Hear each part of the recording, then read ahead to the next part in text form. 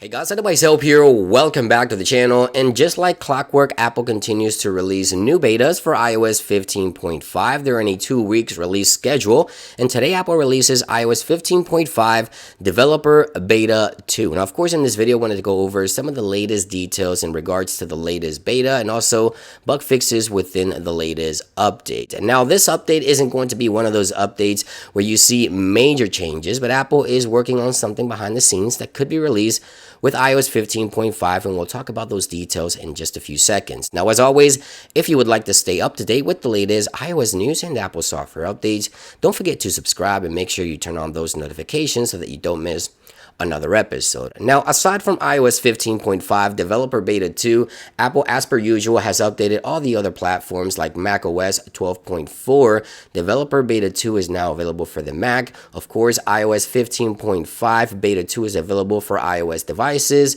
iPadOS 15.5 Beta 2 was released today for the iPad as well.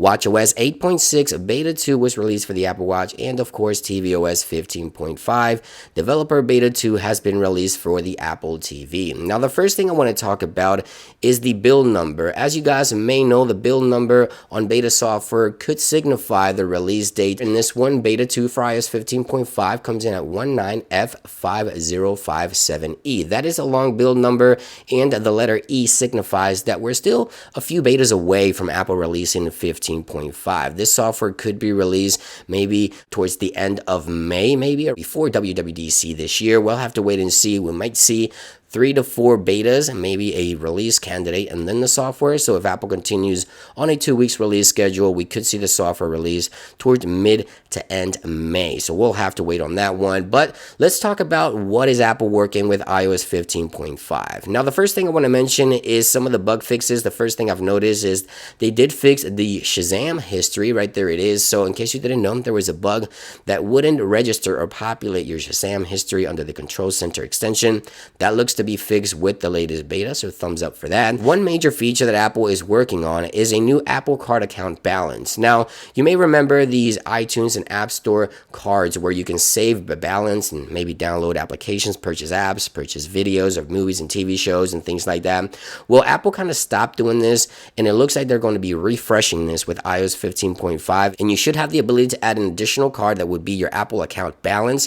It looks like Apple will continue to work on this with iOS 15.5. As of right now, I do have my iTunes account balance here, but this one isn't functional. That pass has expired. So hopefully within the future here with iOS 15.5, Apple will enable the feature where you can just add your Apple account balance again to purchase movies, TV shows, whatever it is, maybe rentals directly with your Apple account balance. Now, if you don't know how to find your Apple account balance, you can go into the App Store, for example, here. You can go into your avatar here, and you can go into your actual account. So if we go to accounts right here, there it is. You can add money to your account. Right there, I have $5 in my balance. So I'm waiting to see if Apple adds another option here to add the card to the wallet where you'll have your Apple account balance. Again, you can find that under the App Store right here. You can add additional balance if you wish to do so, obviously. There we go. We can add as much money as we want. So this balance where you can purchase applications, you can purchase and rent movies and TV shows should be a separate and additional card under wallet here, which will be replacing most likely your iTunes and App Store passes that we had in the past as one that you see right here. But other than that, in terms of major changes, UI changes, don't expect anything like that. At least it doesn't look like that's going to be the case. iOS 15.5 will be a bugs, fixes, and improvement software and performance overall. Keep in mind, this software, it's going to be one of the last major updates for some devices that may not make it to iOS 16. So Apple will most likely just add the additional Apple Card balance to the wallet and then just call it a day with bug fixes and performance improvements overall. So let me know what you think about iOS 15.5 so far. If you're running the beta, I would like to hear from you in those comments down below. Thank you for watching, guys, and I'll see you on the next one. Peace.